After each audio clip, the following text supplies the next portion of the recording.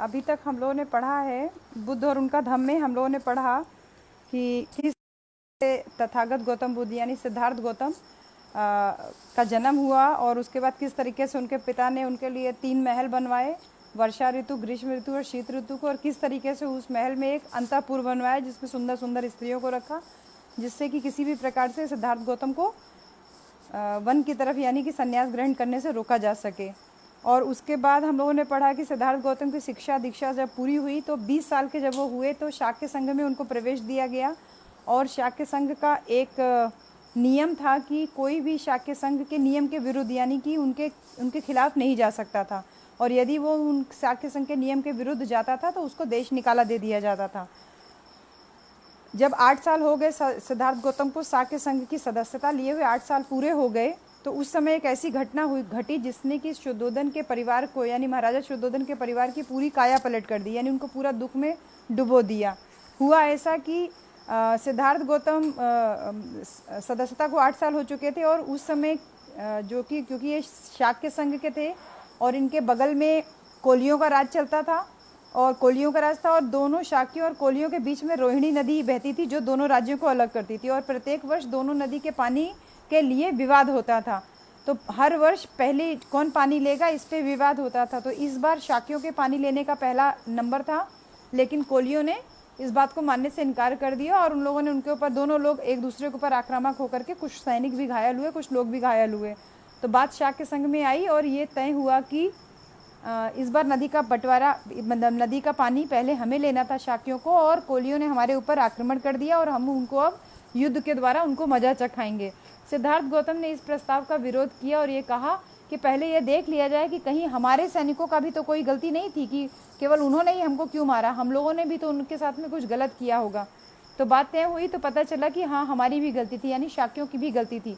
तो सिद्धार्थ इस प्रस्ताव के विरुद्ध उठ के खड़े हुए कि पानी के बंटवारे के लिए खून बहाना उचित नहीं है।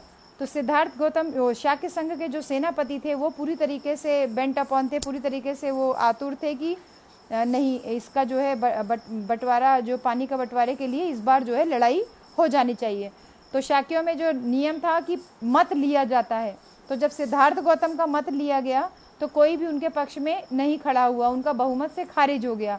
लेकिन जो शाक्य संघ का जो सेनापति था उसने क्योंकि युद्ध की घोषणा का प्रस्ताव रखा था तो उसका भारी बहुमत से प्रस्ताव पारित हो गया। अब उसके आगे हम लोग पढ़ेंगे कि सिद्धार्थ गौतम के साथ में उसके बाद क्या हुआ। दूसरे दिन सेनापति ने शाक्य संघ की एक सभा बुलाई जिसका उद्देश्य था उसकी अनिवार्य सैनिक भर्ती की योजना पर विचार करना। अनिवार्य सैनिक भर्ती, ये भी एक नियम था कि अनिवार्य सैनिक भर्ती कि अगर आपका बच्चा एक मिनिमम ईयर यानी एक मिनिमम उम्र तक पहुंच जाता है तो उसके बाद आपको शाक्य संघ में, मतलब आपको उसमें अनिवार्य सैनिक भर्ती होनी चाहिए। जब संघ इकट्ठा हुआ तो उसने प्रस्ताव रखा कि उसे यह आज्ञा जारी करने की अनुमति दी जाए कि 20 और 50 साल के बीच के लिए कोलियों के विरुद्ध लड़ने के लिए निमित्त सेना में भर्ती होना अनिवार्य होगा। सभा के दोनों पक्ष उपस्थित थे, वो भी जिन्होंने संघ की पहली सभा में युद्ध घोषणा के पक्ष में मत दिया था और जिन्होंने इनके विरुद्ध में पक्ष दिया था। जिन्होंने इसके पक्ष में मत दिया था उनके लिए सेनापति का प्रस्ताव स्वीकार करने में कोई कठिनाई नहीं थी, यह बिल्कुल स्वाभाविक था। लेकिन जिस अल्प मत के उक्त निर्णय के विरुद्ध मत दिया था, यानी जो लोग सिद्धार्थ गौतम के साथ खड़े थे, उनके लिए एक समस्या थी कि बहुमत के निर्णय के आगे झुका जाए अथवा नहीं, मतलब सेनापति का जो प्रस्ताव था उसको माना जाए या नहीं। अल्पमत का दृढ़ संकल्प था कि बहुमत के आगे न झुका जाए। यही कारण था कि उन्होंने उस सभा में उपस्थित रहने का निर्णय किया, लेकिन किसी में यह साहस नहीं हुआ कि जो इस बात को खुल के कह पाता कि हम बहुमत का विरोध करेंगे, क्योंकि बहुमत का विरोध करने का जो परिणाम था उससे सभी लोग परिचित थे। यह देख करके कि उसके समर्थक मौन बैठे हैं, सिद्धार्थ उठ के खड़े हुए और सभा को संबोधित करते हुए कहा, मित्रों, आप जो चाहे सो करें, आपके साथ बहुमत है, लेकिन मुझे बहुत खेद के साथ यह कहना पड़ रहा है कि मैं अनिवार्य सैनिक भर्ती का विरोध करूंगा। मैं आपकी सेना में सम्मिलित नहीं होऊंगा और युद्ध में भी भाग नहीं लूंगा। सिद्धार्थ की बात सुनकर के ने कहा, उस शपथ को याद करो जो तुमने संघ की सदस्यता के समय ग्रहण की थी। अगर तुम उसका पालन नहीं करोगे तो तुम सार्वजनिक निंदा के भागी होगे, तुम्हारा बहुत निंदा किया जाएगा। सिद्धार्थ ने उत्तर दिया, मैं अपने तन मन धन से शाक्यों के हित की रक्षा का वचन दिया है, लेकिन मैं ये नहीं समझता कि युद्ध जो है वो शाक्यों के हित में है। शाक्यों के हित के मुकाबले मेरा अगर निंदा किया जाए तो मैं उसका कोई मूल्य नहीं समझता हूँ, मैं निंदा के लिए तैयार हूँ। सिद्धार्थ ने संघ को सावधान करते हुए याद दिलाया कि किस प्रकार कोलियों से लगातार लड़ाई करने की वजह से शाक्य संघ बहुत कुछ कौशल राज्य के अधीन हो चुका था और इसकी कल्पना कठिन नहीं है कि यह युद्ध भी शाक्य संघ की स्वतंत्रता को और कम करने के लिए कौशल राज को और अवसर दे देगा। सेनापति हुए और उन्होंने सिद्धार्थ को कहा, तुम्हारा ये भाषण कौशल किसी के काम नहीं आएगा, तुम्हें संघ का बहुमत निर्णय मानना पड़ेगा और तुम्हें बहुत भरोसा है कि कौशल अनुमति के बिना संघ अपनी आज्ञा का अवहेलना करने वाले को फांसी या देश निकाले का दंड नहीं दे सकता और यदि इनमें से कोई भी दंड तुम्हें दे दिया जाए तो कौशल राज इनकी अनुमति नहीं देगा। लेकिन याद रखो, तुम्हें दंड देने के लिए संघ के पास बहुत सारे तरीके हैं।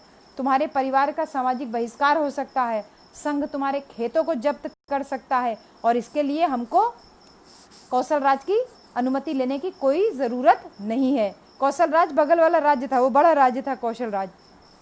सिद्धार्थ ने समझ लिया कि अगर उन्होंने कोलियों के विरुद्ध युद्ध घोषणा के प्रस्ताव का विरोध जारी रखा तो उसके क्या क्या दुष्परिणाम हो सकते हैं। उनको 3 बातों में से एक बात चुनना था। पहला, सेना में युद्ध में भाग ले लेते हैं, सबसे जो सरल काम था। दूसरा, फांसी पर लटकना या देश निकाला। तीसरा, अपने परिवार के लोगों का सामाजिक बहिष्कार और खेतों की जब्ती। अब इन 3 में से सिद्धार्थ गौतम को एक चॉइस करनी थी कि वो क्या करते। पहली बात तो वो किसी भी हाथ में स्वीकार करने के लिए तैयार नहीं थे। तीसरी बात पे भी वो विचार नहीं कर सकते थे कि मेरे परिवार का सामाजिक बहिष्कार हो या खेत उनका जब्त कर लिया जाए। इस परिस्थिति में उन्होंने सोचा कि जो दूसरी बात है, या मेरे लिए फांसी या मेरा, क्योंकि तुमने स्वेच्छा से मृत्यु अथवा देश निकाला स्वीकार करोगे तो भी कौशल राज को इसका जरूर पता चल जाएगा और निश्चय ही वो इस निष्कर्ष पे पहुंच जाएंगे कि शाक्य संघ ने ही दंडित किया होगा और इसलिए वो शाक्य संघ के विरुद्ध कौशल राज कार्रवाई करेंगे। यदि इसमें कठिनाई है तो मैं एक आसान उपाय सुझा सकता हूँ। सिद्धार्थ ने कहा, मैं परिव्राजक बन जाऊं। परिव्राजक का मतलब है मैं साधु सन्यासी बन जाऊं या मैं चीवर पहन लूं और मैं एक साधारण भिक्षु बन करके मैं इस देश से निकल जाऊं और इस प्रकार यह एक देश निकाला ही तो होगा। सेनापति ने सोचा ये एक बहुत अच्छा समाधान है, किंतु उसको संदेह था कि सिद्धार्थ क्या इसको सही में बात को मान पाएंगे। इसलिए सेनापति ने सिद्धार्थ से पूछा, बिना अपने माता पिता और पत्नी की अनुमति के तुम परिव्राजक कैसे बन सकते हो। उस समय ये प्रथा थी कि अगर आप परिव्राजक बन रहे हैं, यानी आप अपना घर छोड़ करके संन्यास धारण कर रहे हैं, तो आपको अपनी पत्नी अपने माता पिता से अनुमति लेना जरूरी होगा। तब सिद्धार्थ ने विश्वास दिलाया कि मैं अनुमति का प्रयास करूंगा और मैं वचन देता हूं कि चाहे अनुमति मिले या ना मिले, मैं तुरंत इस देश को छोड़ के चला जाऊंगा। संघ को लगा सिद्धार्थ का सुझाव अच्छा रास्ता है और संघ ने इसको स्वीकार कर लिया। कार्यवाही की समाप्ति पर संघ विसर्जित होने को ही था, तभी एक तरुण यानी एक युवा शाक्य उठ के खड़ा हुआ और उसने बोला, मेरी बात को सुने, मुझे बहुत महत्वपूर्ण बात करनी है। बोलने की अनुमति मिलने पर उसने कहा, मुझे तनिक भी संदेह नहीं है कि सिद्धार्थ अपनी वचन का पालन करेगा, तुरंत देश छोड़ के चला जाएगा। लेकिन एक बात है जिससे मैं खुश नहीं हूँ। वो क्या बात बोलता, वो बहुत महत्वपूर्ण बात है। वो कहता है, अब जबकि सिद्धार्थ शीघ्र ही सबसे दूर चले जाएंगे, यानी देश छोड़ के चले जाएंगे, तो क्या संघ कोलियों के विरुद्ध युद्ध की घोषणा के प्रस्ताव को कार्यान्वित करेगा, यानी कि तुरंत क्या युद्ध होगा। मैं चाहता हूं कि संघ इस प्रश्न पर गंभीरता पूर्वक विचार करे। कुछ भी हो, कौशल राज को सिद्धार्थ के देश निकाला के बारे में पता चल जाएगा और अगर शाक्य तुरंत कोलियों के विरुद्ध युद्ध की घोषणा करते हैं तो कौशल राज समझ जाएगा कि सिद्धार्थ ने इसीलिए घर छोड़ा, देश छोड़ा, क्योंकि उसको ये कोलियों के विरुद्ध युद्ध की अनुमति, उसको युद्ध छेड़े जाने के वो विरोधी था, इसलिए ये हमारे लिए अच्छा नहीं होगा। इसलिए मेरा प्रस्ताव है कि हमें सिद्धार्थ के देश छोड़ने और कोलियों के विरुद्ध वास्तविक युद्ध आरंभ के बीच में कुछ समय देना चाहिए, ताकि कौशल राज इन दोनों घटनाओं में संबंध स्थापित ना कर सके। संघ को लगा ये बहुत महत्वपूर्ण बात है और इसका औचित्य समझते हुए लोगों ने इसको स्वीकार कर लिया। इस प्रकार शाक्य संघ का यह सत्र बहुत दुखद समाप्त हुआ। अल्पमत और उस अल्पमत ने भी, जो युद्ध का विरोधी था, जो बात अपनी साफ साफ नहीं कह सका, उसने भी संतोष की सांस ली कि अनर्थकर परिणामों से की स्थिति जो है वो अब पार हो गई। अब इसके बाद जो था वो बहुत ज़्यादा जो है मतलब एक कारुणिक है कि इसके बाद क्या होता है। वहाँ तो उन्होंने सबको मना लिया कि आप मेरे परिवार को दंडित मत कीजिए, और मैं देश निकाला स्वीकार कर लेता हूँ। लेकिन उसके बाद जो होता है, उसके बाद जब घर पहुँचे तो उससे पहले उनकी सूचना जो है राजमहल पहुँच चुकी थी। सिद्धार्थ गौतम के वहाँ पे शाक्य संघ में जो कुछ हुआ उसकी सूचना उनके माता पिता और उनकी पत्नी को पहले लग चुकी थी। तो जैसे वो घर पहुँचे, सिद्धार्थ ने देखा उनके माता पिता रो रहे हैं, बहुत तेज संताप में डूबे हुए हैं। सुद्धोधन ने कहा, हम युद्ध की बुराइयों की चर्चा तो कर रहे थे, लेकिन मैंने ये कभी नहीं सोचा था कि तुम इस हद तक चले जाओ। सिद्धार्थ ने उत्तर दिया, मैंने भी कभी नहीं सोचा था कि स्थिति ऐसा मोड़ लेगी। मैं आशा कर रहा था कि मैं अपने तर्कों से शाक्यों को संतुष्ट कर ले जाऊंगा, किंतु बहुत खेद की बात है कि सैनिक अधिकारियों ने मुझे इतना उत्तेजित कर दिया कि मेरे तर्क का उन पर कोई प्रभाव नहीं हो पाया। लेकिन मैं आशा करता हूँ कि आपने अनुभव किया होगा कि मैं किस प्रकार परिस्थिति को और बिगड़ने से बचा लिया। मैंने सत्य और न्याय के उद्देश्य को नहीं छोड़ा और सत्य और न्याय के लिए मैं अडिग खड़ा रहा, चाहे उसके लिए कोई भी दंड हो, उसका प्रहार मैंने अपने ऊपर ले लिया। लेकिन सुद्धोधन इससे संतुष्ट नहीं थे।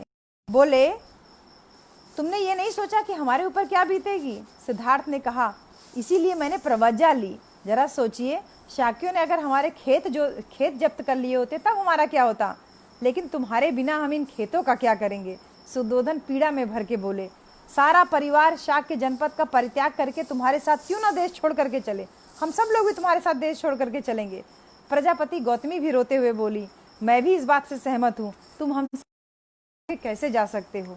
सिद्धार्थ ने सांत्वना दी, माँ, क्या तुम, ये बहुत महत्वपूर्ण स्टेटमेंट है। अगर आपने कभी इस्लाम धर्म को नहीं पढ़ा, लेकिन इस्लाम धर्म में जो करबला की लड़ाई होती है, जिसको आप मुहर्रम के समय पे जो करते हैं मुसलमान लोग, जो करबला की लड़ाई होती है, उस करबला की लड़ाई में एक सेम प्रसंग यही आता है कि एक अब्बास नाम का एक बहुत बहादुर योद्धा होता है जो करबला की लड़ाई में जाता होता है। उसकी माँ उसको रोकती है, तो वो यही कहता है कि अगर मैं युद्ध में जाता और मैं युद्ध में शहीद हो जाता तो क्या तब भी तुम माँ मेरे लिए ऐसे ही रोती? बिल्कुल वही सेम बात यहाँ पर देखिए हो रही है। सिद्धार्थ ने सांत्वना दी, माँ, क्या तुमने हमेशा एक क्षत्रिय की माँ होने का दावा नहीं किया? क्या ऐसा नहीं है? तब तो तुम्हें वीर है। नंद जो है, जो महाप्रजापति गौतमी का जो बेटा था, क्योंकि महामाया से पुत्र ये हुए थे, और जो महाप्रजापति गौतमी उनकी मौसी थी, उनका बेटा जो था नंद, क्या नंद अभी छोटा है और राहुल की भी तो देखभाल आपको करनी है, क्या इन सबको छोड़ है? गौतमी को संतोष नहीं हुआ। उसने कहा, यह संभव है कि हम सब शाक्यों का देश छोड़ करके कौशल राज के संरक्षण में रहने के लिए कौशल राज चले चलते हैं। सिद्धार्थ ने कहा, माँ, शाक्य क्या कहेंगे? क्या वो इसको देशद्रोह नहीं समझेंगे? और मैंने वचन दिया है कि मैं वाणी और कर्म से ऐसा कुछ नहीं करूंगा जिससे कौशल राज को मेरी प्रवज्जा के बारे में ज्ञात हो जाए।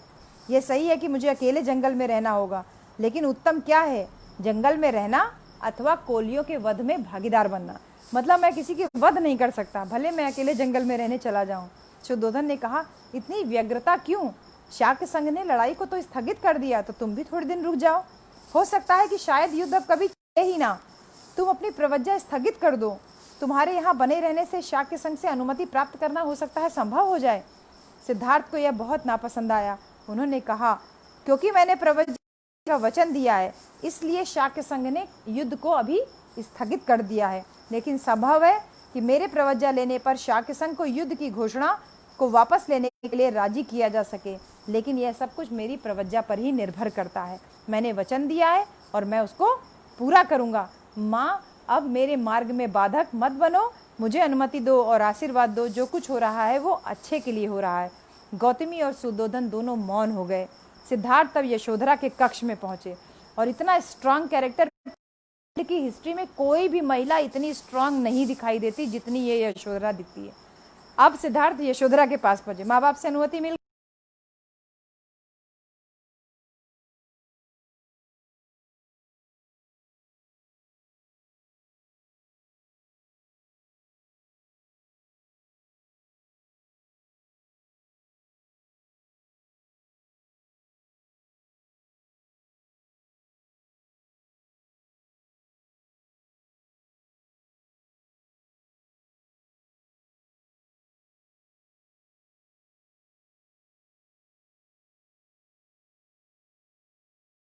तो मैं भी इसके अतिरिक्त और क्या कर, निश्चय ही मैं कोलियों के विरुद्ध छेड़े जाने वाले युद्ध के पक्ष में कभी भी नहीं होती। बहुत स्ट्रांगली वो सिद्धार्थ गौतम के खड़ी होती कि तुम्हारी जगह अगर मैं होती तो मैं भी वही बात कहती, जो तुमने निर्णय लिया वही मेरा निर्णय होता।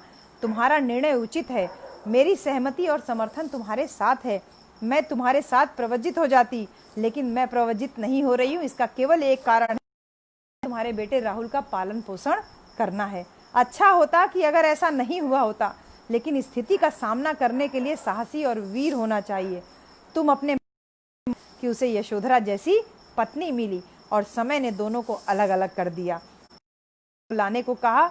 राहुल उसने सिद्धार्थ ने राहुल पर एक पिता की वात्सल्यपूर्ण दृष्टि डाली और फिर वो वहां से चले गए। तो अब इसके आगे आप चाहें तो कंटिन्यू कर सकते हैं, और अगर नींद आ रही है तो हम कल कंटिन्यू करेंगे, क्योंकि एक ऐसा ये है कि इसको जब पढ़िए तो लगता है कि अभी इसके बाद क्या हुआ। इतना मतलब इतना ये हृदय विदारक है। आगे फिर जब उनको पूरी जनता घेरे रहती है, फिर कैसे उनका घोड़ा जो है वो छोड़ने के लिए तैयार नहीं होता, उनका जो सारथी होता है वो छोड़ने के लिए तैयार नहीं होता, और सब कोई देखते हैं कि अभी 28-29 साल का नौजवान किस तरीके से घर छोड़ दिया, किस तरीके से ये परिराजा। और जब वो अपना बाल कटवाते हैं और जब चीवर पहनते हैं तो उसको भी देख करके लोग इतना मुग्ध हो जाते हैं। वो ये सोचते हैं कि जो हमेशा फूलों के बिस्तर पे सोया, अब वो कांटों पे बिना चप्पल के कैसे जो है चलेगा। तो मतलब एक स्टेटमेंट जो इसमें आता जाता है वो बहुत ज़बरदस्त है। एक थोड़ा सा और पढ़ लेते हैं, क्योंकि आप लोग खाना वाना तो हो ही चुका है, तो कोई जल्दी तो है नहीं सोने की, तो बस 5 मिनट में ये समाप्त हो जाएगा। सिद्धार्थ ने सोचा कि वह भारद्वाज ऋषि से प्रवज्जा प्राप्त करें, जिसका आश्रम कपिलवस्तु में है। फिर वह अगले दिन सारथी से, भारद्वाज से ही पहली शिक्षा ग्रहण की थी सिद्धार्थ ने।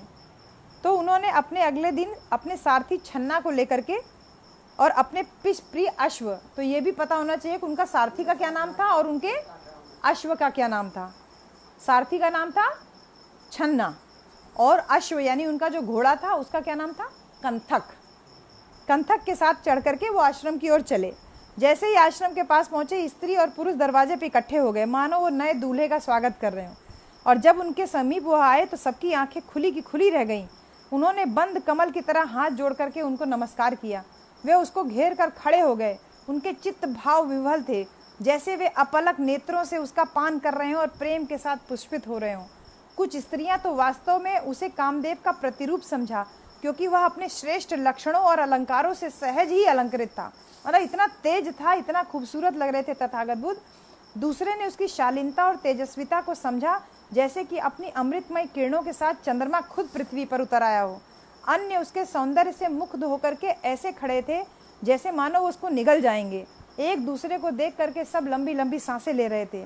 इस प्रकार स्त्रियां उसको एकटक देखे जा रही थी। उनके मुंह से न शब्द था, न चेहरे पे मुस्कुराहट। वे उसको घेरे हुए अवाक खड़ी थी और उनके प्रवज्जित होने के निर्णय पर बिल्कुल विस्मित हो रखी थी। बहुत कठिनाई से सिद्धार्थ उस भीड़ में से निकले और आश्रम के अंदर प्रविष्ट हुए। सिद्धार्थ नहीं चाहते थे कि शुद्धोधन और प्रजापति गौतमी वहां उपस्थित हों और प्रवज्जा को देखें, क्योंकि यह जानते थे कि ऐसे समय में वह व्यथा से यानी दुख से टूट जाएंगे। लेकिन उनकी जानकारी के बिना ही वो पहले ही आश्रम पहुंच चुके थे। जैसे ही आश्रम के अहाते में सिद्धार्थ ने प्रवेश किया, वहां उस भीड़ में उनको अपने माता पिता खड़े हुए दिखाई दे गए। अपने माता पिता को देखकर सबसे पहले उनके पास गए, उनका आशीर्वाद लिया।